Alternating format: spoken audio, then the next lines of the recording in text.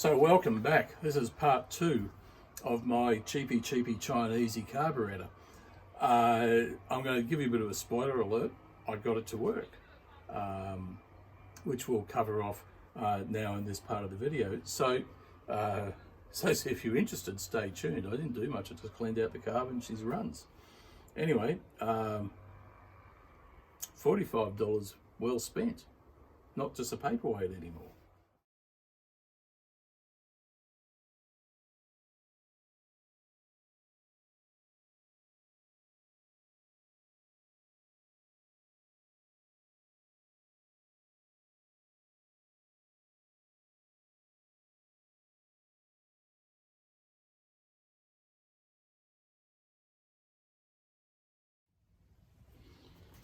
Just have to get that one to get it out.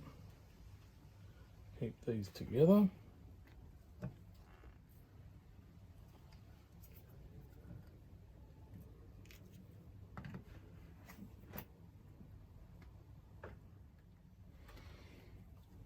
Well, gotta say, it's all there, how it should be.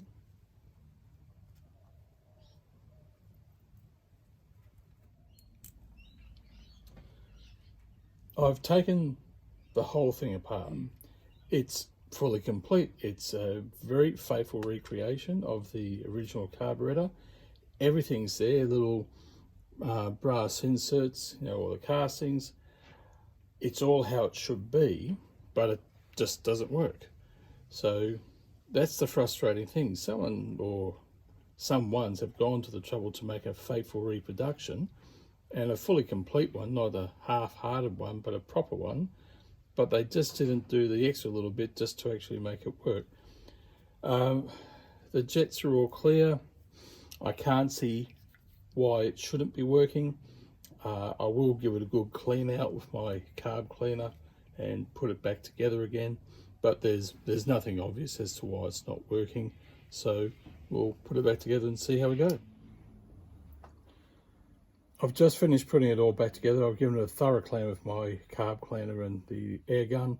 I've taken the fuel pump off. It all looks fine. There was nothing obviously that was a problem. All the passages seem to be clear.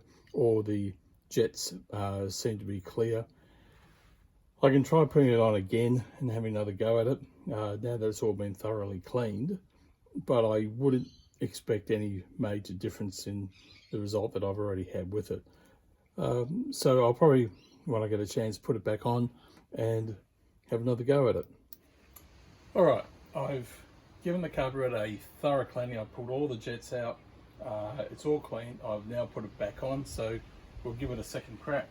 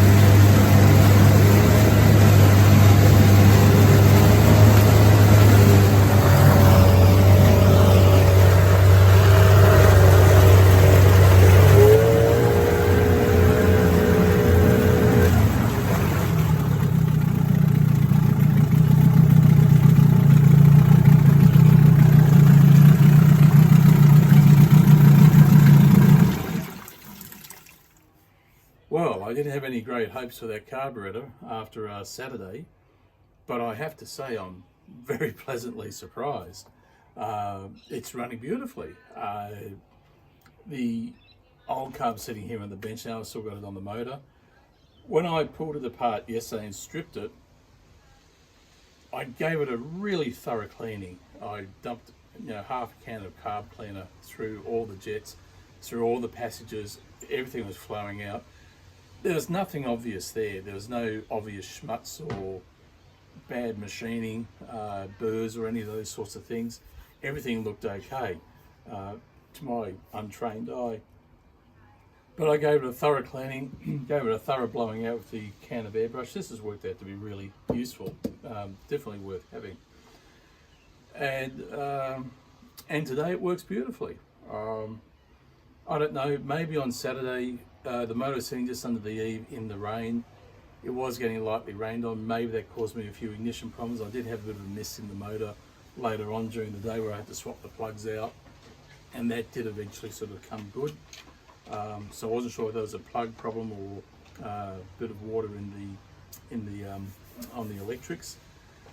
But I think there's probably just a bit of schmutz in the carburetor, and cleaning it out seems to have sorted the problem. I have to say, if I was to put both carbs together and strip them, I would not be able to tell which one was the fake one and which one was the real one, except for the real one's got a serial number on it. That's about the only way I could tell the difference in my untrained eye. Anyway, so that's a little bit of feedback. It's running beautifully now.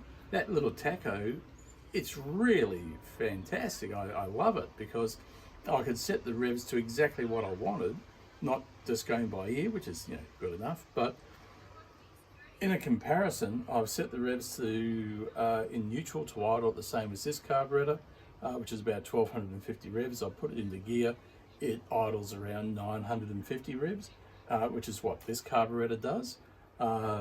It revs up, it's making the revs, and it's actually proven to be really useful, and I'm really glad that I got it. That's $35 well spent. In this case, so far, my $45 carburetor to $45 paperweight has now gone back to a $45 good spend. So that's a little bit of feedback. I'll keep you in the loop. We'll do a few more reviews when we get out of lockdown and can get out on the water and see how she really goes in the real world. But thanks for watching. I'm just going to run the fuel out of the carb and put the motor away. These Otto beds are fantastic tanks for you running up your motors in. This one's a 240 litre. I put a tap in the bottom so I can drain it out. I just hook the hose up to it and drain it into the street. If you get the smaller ones, they will do a short shaft. I had one of those for for my other older motors, or my little dinghy motor. Anyway, we'll start her up and we'll run it out.